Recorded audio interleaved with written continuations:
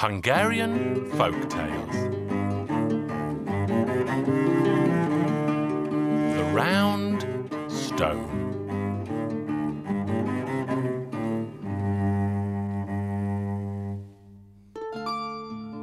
Once upon a time, there lived a poor man.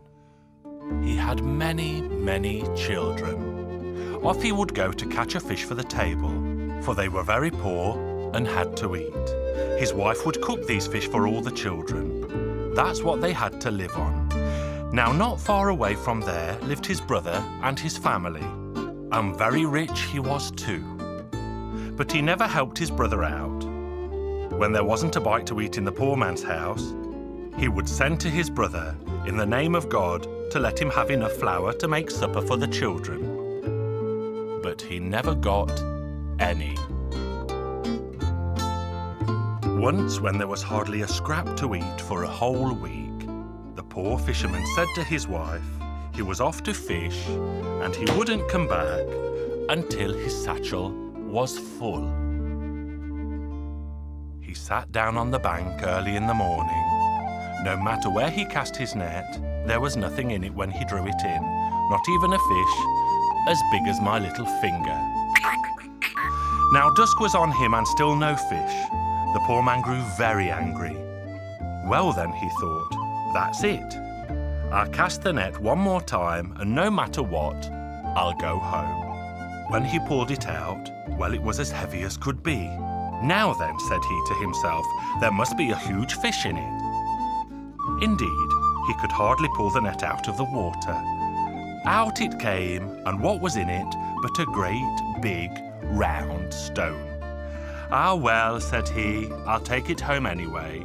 At least the children at home will be able to play with it. And home he took it. His children were still awake. They looked at the great big round stone and started to play with it. They couldn't go to bed. They were having such fun with the game. They rolled it up and rolled it down the room and screamed with delight because the stone was getting brighter and brighter. Look, wife dear, this is some kind of wonder of a stone. It's shining like a diamond. Dear heart, said she, it's a diamond for sure. So they quickly decided that she should go next day to show the stone to the king himself, to see if he wanted to buy it for a lot of money. Up she rose at the dawning of day, wrapped the stone in a kerchief, and set off to see the king. First she saluted the king in the proper way. She took out the stone and showed it to him. Now, where did you find that, my poor good woman? Said the king, and was astonished. She told him that her husband had found it in the water. Then, my poor good woman, let me have it, and I'll give you 1,000 florins for it. Because he knew that it was a real diamond. The poor woman did not say a word. She just gave a little cough. Well, if 1,000 isn't enough, I'll give you 2,000. And the poor woman coughed again, and was so confused that not a word could she speak. But the king thought she wanted more. Listen then, my poor good woman, would you think 3 sacks of gold would be enough for the stone? This time she didn't cough. She just nodded her head. Straight away the king filled 3 sacks with gold and even gave her a cart and a horse so that she could go home. Well, didn't she go home in great happiness? Or wasn't there great happiness at home too? Never again would they go hungry. Well then, dear wife, said the poor fisherman, we should weigh the gold to see how much we have. Right you are, said she. Now there wasn't a weight in the house. One of the boys went to see the rich uncle. What would you be wanting a weight for? Asked the rich relation mockingly. My father wants to waste some money, said the boy. Well, the rich relative had a great laugh at this. Here you are, son. Here's the weight. And I'll come too, for this is something I have to see. Your father weighing money. So the rich relation stood, and all he could do was open his mouth and his eyes wide in amazement. Not even he had ever seen as much money all at once. Where did you get all that gold from? The fisherman thought to himself, I'll have a little joke here. The king gave it to me in return for 3 cats. How could that be? Asked the rich relation. Well, the fact is, brother, the king's palace is knee-deep in mice. So many that the king and the royal family cannot even eat their lunch or their supper. I heard of this, and while I was coming and going, I got 3 cats and brought them with me as a present for the king. It was as if I'd been given a reprieve, so delighted was the king, and he straight away gave me 3 sacks of gold for the 3 cats. The rich relation heard this and couldn't wait to get started. Well, up he went and called everywhere in the villages around them, and he bought every cat there was for a right handful of money. He packed them all into his cart and off he went to the king. "What have you come here for?" asked the king. "Your Majesty, I heard that you were in great need of cats, so that's what I've brought you." "You mean in that sack there's nothing but cats? Let me see." The rich relation opened the sack. There were cats jumping all over the place. Cats to the right, cats to the left, cats everywhere. And you know what cats are like? They ripped and tore at everything. Dear heavens, what is going on here? Many cats, that's what. The king had him seized for playing such a trick on him. He threw him into prison, and for all I know, he's still in there, if he hasn't been set free, for catting the king.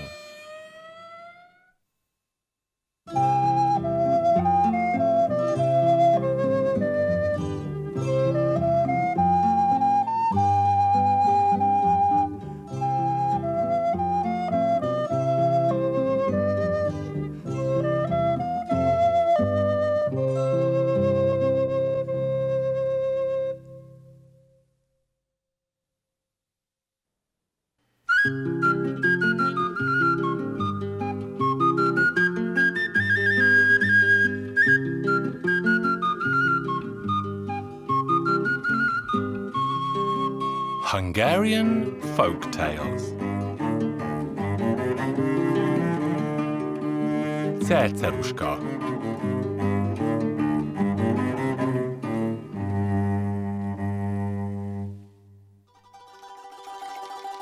Once upon a time, there lived a widower who had 2 daughters. His next-door neighbour was a widow who never stopped recommending herself to the man.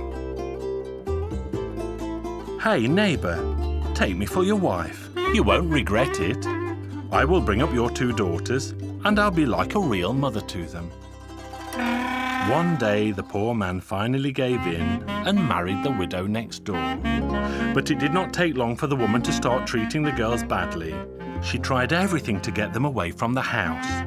She nagged her husband, "Take them both to the forest and just leave them there. Let them perish." That was something horrible for the father's ears, but still, he did as the woman wanted him to. Cerceruszka, that was the name of the elder girl, heard what her father and stepmother were about to do. So she filled her pockets with grain, so she would leave a trail behind. Early next morning, the father took out his 2 daughters. Cerceruszka just kept spilling the grain from her pockets all along the way. When they were deep in the middle of the forest, their father told them, "Well, my girls, I think it's about time to take a rest, because we are all very tired." And the girls went to sleep. When the girls woke up, they started calling their father, but he was already far, far away. "Don't you worry, little sister. We will trace our way back along the grain that I spilled as we came this way." But they couldn't find the grain because the birds had pecked it all up, and the girls just couldn't find their way home. On top of all of that, their stepmother had cursed them before they left. "If you drink from the track of an animal, you are going to change into that animal." As they were walking in the endless forest, the younger girl became thirsty. She spotted the footprint of a cow that was full of clean water. "Sister, oh dear sister, I'm so thirsty, I have to drink." "Don't drink, sister, because you will turn into an animal." A little later, the little girl got left behind and she drank from the footprint of a deer. When Cerceruszka looked back, she saw the little deer running after her. Cerceruszka kept on going forward with the deer following her until she finally found a hollow tree. There she gathered up some dry leaves and made a comfortable bed. One day a young prince was hunting in the forest and he spotted the beautiful Tsertserushka. The prince called after them.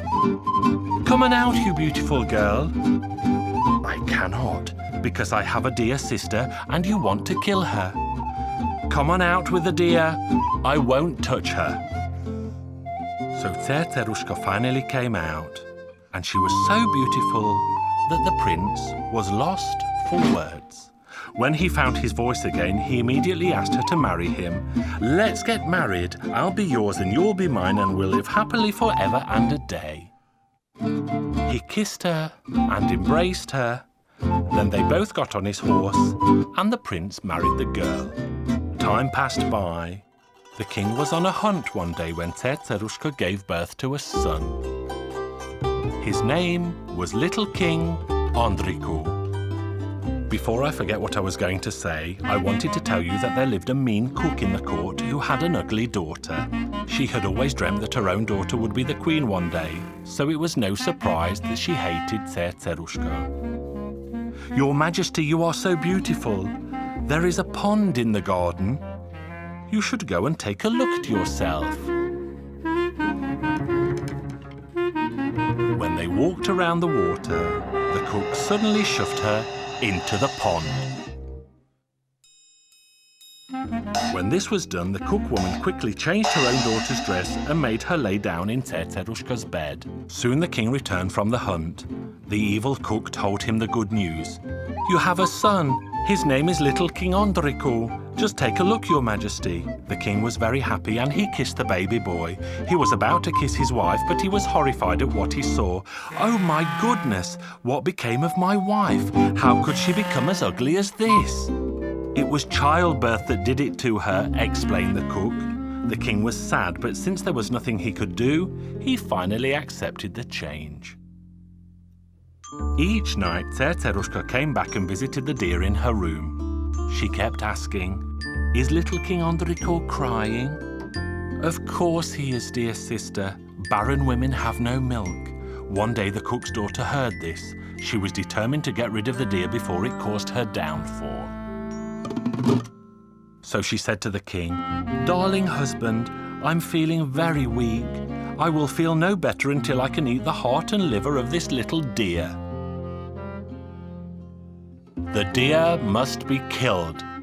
As they were sharpening the knife and washing the bowl for her blood, the deer ran out to the pond and called out, "My darling Tsertserushka, get up from the depths, from the stomach of the big fish, because they want to cut my throat with a knife. They want to catch my blood in a bowl. They want to kill me too."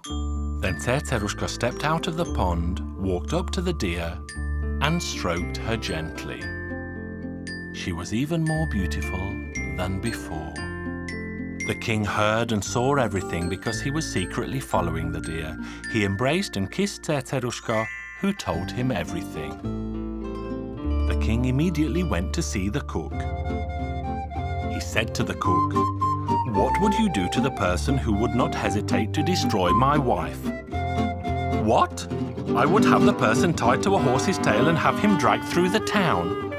And the old woman and her daughter were treated exactly as the old hag had predicted. The king took Tsertserushka and the little deer back to the palace, and they all lived happily ever after.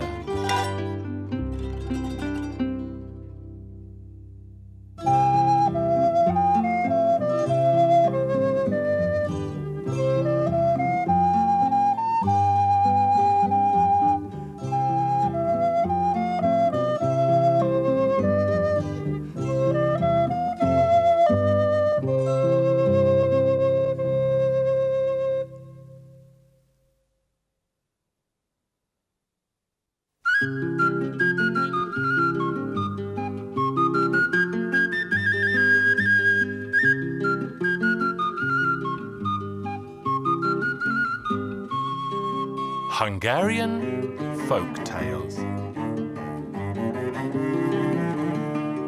The slipper-tearing princesses.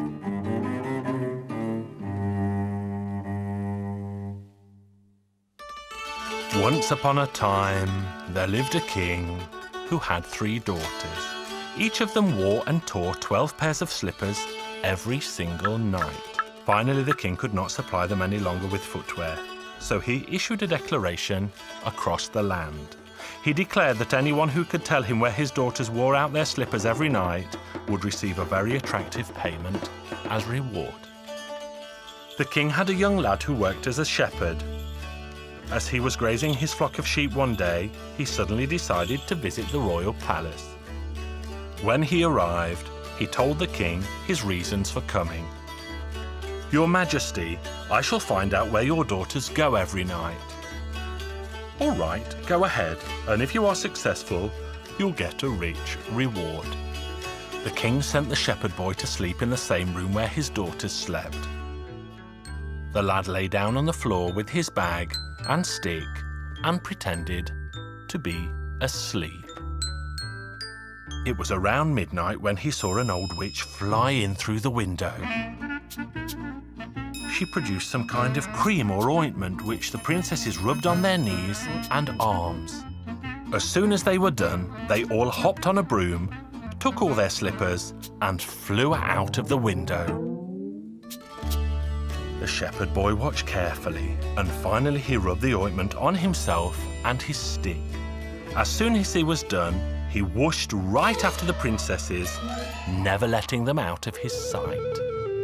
It wasn't long before the girls reached a silver forest, where they all settled down to rest.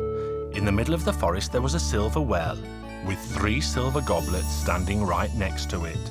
The 3 princesses each had a sip of water. When they were finished, the shepherd boy collected their silver goblets and put them in his bag. He even broke off a silver twig from one of the trees. The twig rang out loud when he snapped it from the branch. The small princess was very frightened. "Why are you so scared, silly? Nobody can follow us here." So after a while, they all got on their broomsticks and flew off. They finally reached the middle of the golden forest. There was a well made of gold with 3 golden goblets standing right next to it. Each girl took a sip of water. The lad even broke a golden twig from one of the trees. The twig rang out loud when it snapped from the branch. The smallest prince was very frightened. "Don't be such a coward. There's nobody here. Who could it be anyway?" They flew off, but the shepherd was still following them. They soon arrived at the diamond forest, where there was a well made of diamonds with diamond goblets on the side.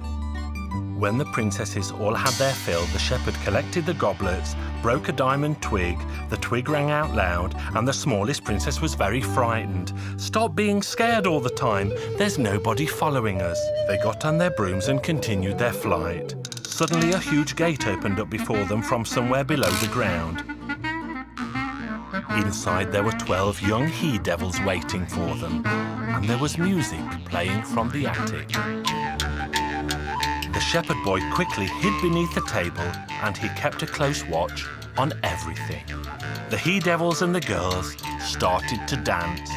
As the shepherd was watching a bit more closely, he noticed that the floor of the room was covered in razor blades. It was no wonder that the slippers of the princesses were worn and torn, since they were all dancing on the razor's edges. When one was torn to shreds, they just threw it away and put on a new one.